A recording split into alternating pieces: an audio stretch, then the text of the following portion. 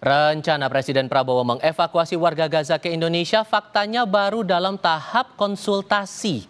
Meski begitu, rencana Presiden ini sudah menimbulkan kontroversi di sejumlah kalangan di tanah air.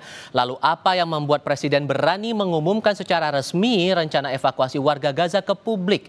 Kami diskusikan bersama anggota Dewan Pembina Partai Gerindra Dhanil Anzar Simanjuntak. Juga bergabung bersama kami praktisi sekaligus pengajar hubungan internasional dari Synergy Policies, Dina Prapto Raharja. Assalamualaikum, selamat sore semuanya, apa kabar? Selamat sore, Assalamualaikum Selamat sore. Mas Diva. Waalaikumsalam warahmatullahi Mbak wabarakatuh. Dina. Terima kasih semua sudah bergabung bersama kami. Ternyata faktanya dari Pak Menlu bilang ini baru tahap konsultasi, baru kemudian diambil keputusan matangnya. Jadi publik bertanya-tanya Bang Daniel, kenapa kok Presiden sampai terkesan terburu-buru mengumumkan rencana buat evakuasi itu sebelum berangkat ke lawatan Timur Tengah kemarin? Pertama begini, harus dijelaskan terlebih dahulu bahwasannya komitmen Presiden sejak awal adalah mendukung kemerdekaan Palestina.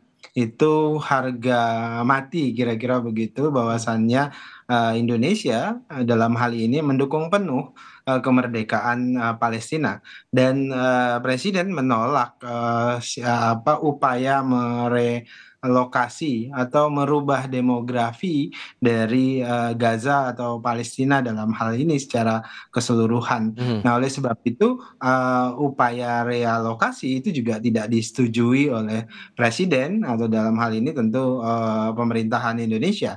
Nah, oleh sebab itulah yang ingin dilakukan oleh Presiden dan sudah dilakukan oleh Presiden selama ini, bahkan sebelum beliau menjadi Presiden, ketika menjadi Menteri Pertahanan, adalah melakukan asistensi secara kemanusiaan.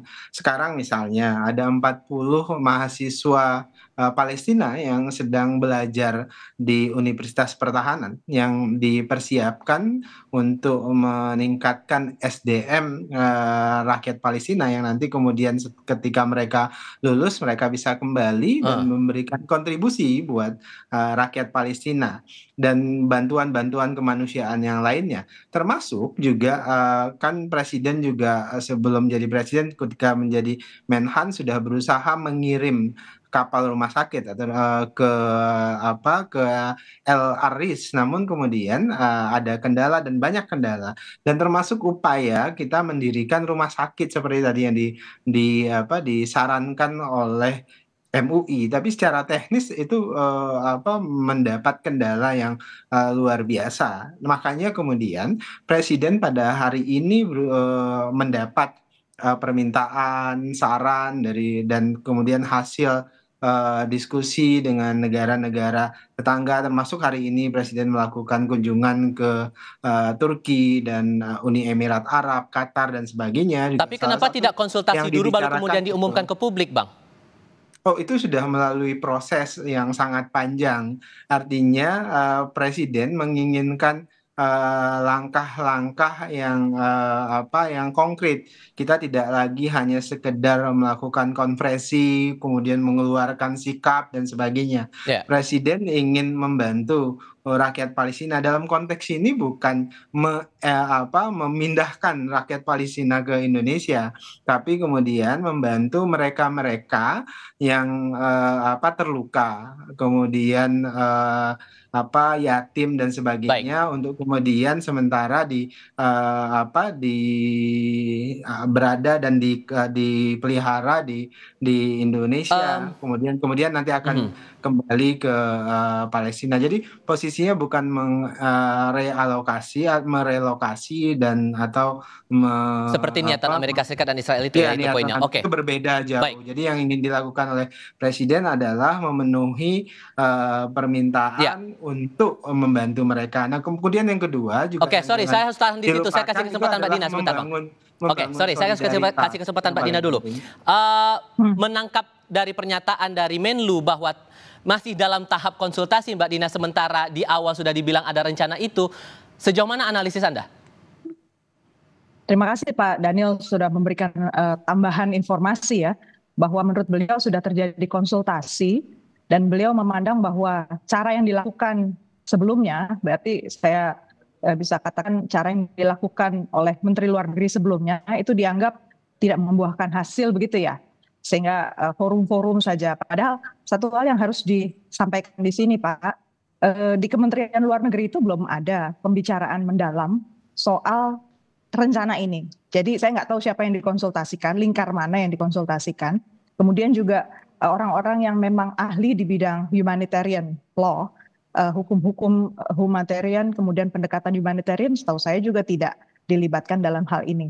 Jadi saya melihatnya ini lebih ke saya sih membayangkannya sebenarnya sebagai bangsa Indonesia ya, ketika kita dengan bangga mengatakan memperjuangkan kemerdekaan Palestina, ini satu bargaining chip gitu, ini satu cara kita untuk bernegosiasi dan punya daya ungkit dalam diplomasi kita.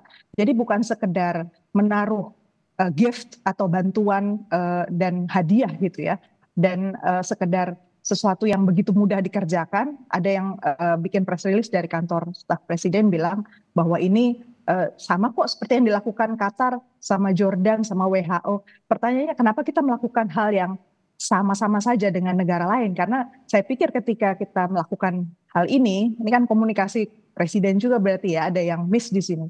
Waktu awal kemarin dibahas, sampaikan bahwa ini upaya Indonesia untuk menciptakan perdamaian. Nah, kaitan antara membawa orang ke Indonesia dengan kita menciptakan perdamaian itu yang missing Pak Daniel.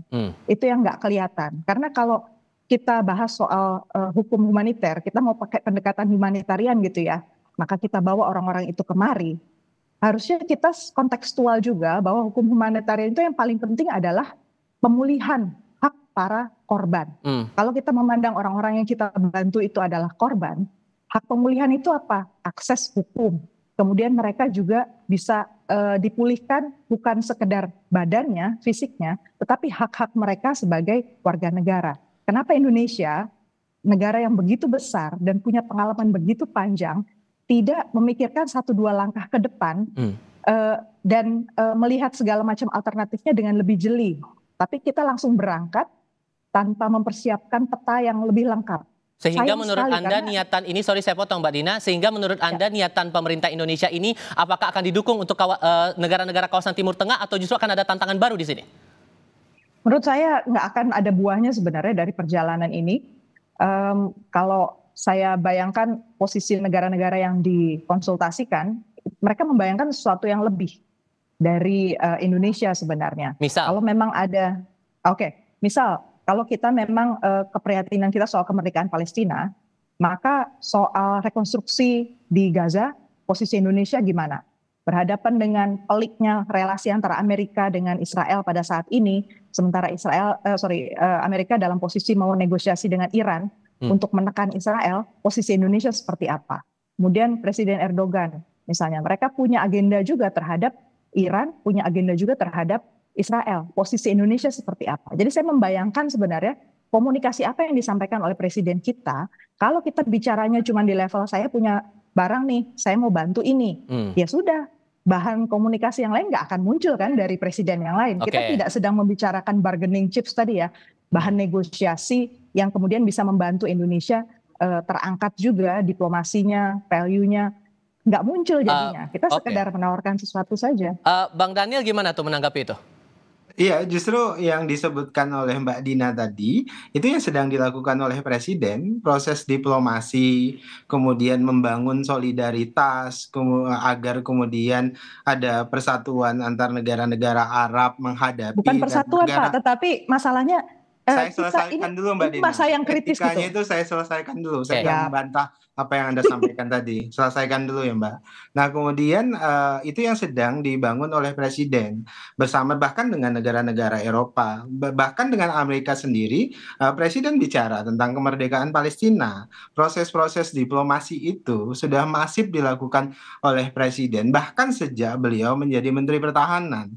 Jadi runutan dari proses upaya presiden itu sudah sejak dini. Dan hari ini presiden itu kira-kira saat ini sedang mempersiapkan proses diplomasi menuju kemerdekaan dan apa langkah yang bisa dilakukan bersama dengan negara-negara lain yang mendukung kemerdekaan Palestina dan perdamaian dunia. Di sisi lain, hal-hal yang sifatnya urgent dalam hal ini tentu harus diselesaikan. Misalnya kalau saya menggunakan analogi ya kalau orang lapar itu harus diberi makan. Dalam konteks tertentu ini ada yang terluka, harus dibantu, harus disembuhkan. Itu bagaimana proses bantuan terhadap mereka. Nah, itu yang ingin dilakukan juga oleh Presiden. Artinya, dari hulu sampai hilir, dari yang jangka panjang sampai dengan jangka pendek, itu yang sedang dilakukan oleh Presiden. Nah,